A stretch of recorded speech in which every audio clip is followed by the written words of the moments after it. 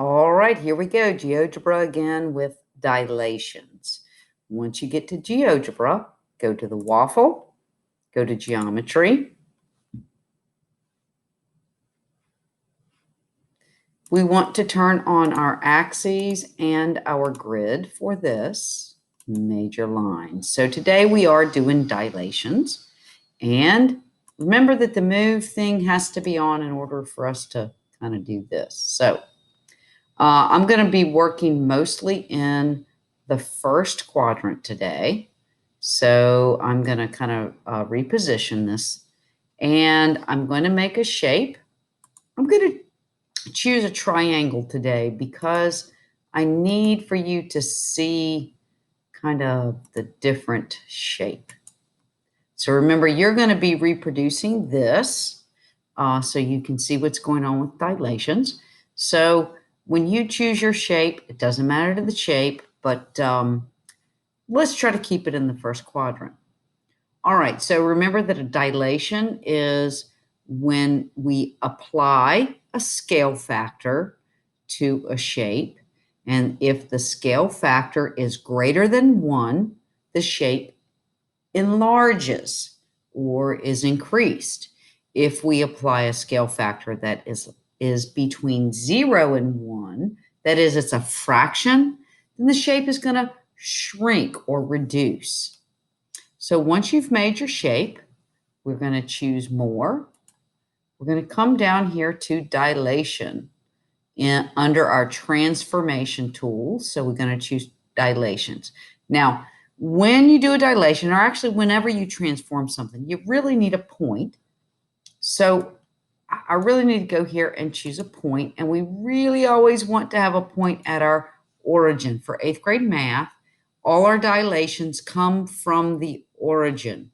When you get to math 2, you will be dealing with dilations from a point other than the origin. But for right now, thank goodness, all we have to do is from the origin. So let's go back down to our transform tools, and let's choose dilate from a point. First, we want to select an object and then the point. So I'm going to choose my object and my point, and it's going to ask me for my factor. That's the scale factor. Today, I'm going to do a scale factor of 3 because 3 is larger than 1. That means this is going to enlarge. So I'm going to say, okay. And look, there it is. That's my shape. I'm going to turn on my move tool so I can really see, wow, that really got larger, didn't it? Now, at this point, I'm going to zoom out a little bit. At this point, I need you to understand that dilations are proportional. They're similar figures and they're proportional. And I can really demonstrate this using the line tool. If I choose a line from the origin through any of these points, look, it goes through this point as well. And if I do it here and here, look, that dilation is going through all those points. It is super, super cool. And that demonstrates that dilations are proportional, that these two are similar figures.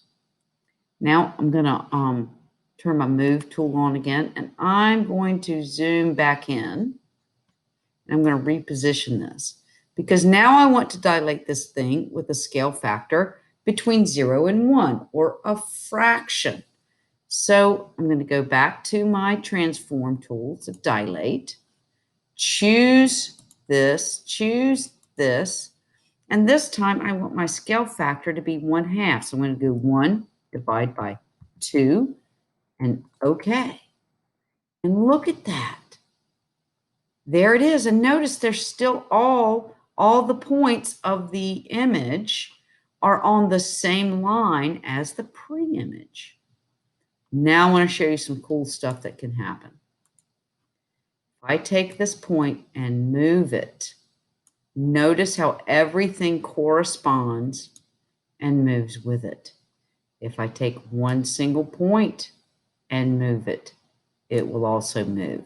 I don't like that this A is there, so I'm going to do that and maybe even move that up so that my shape kind of, and look at that.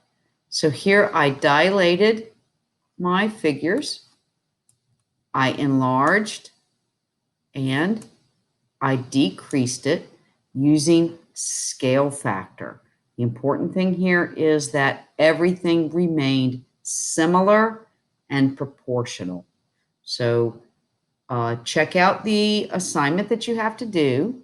Look at the scale factors that you're being asked to use. We want to keep your figures in the first quadrant. It's easier to see. As you go forward in mathematics in Math 2, you might even start doing some things that are happening in the quadrant that is opposite of this, that is 180 degrees. But for now, this will do it. I hope this has been helpful. Have a great day.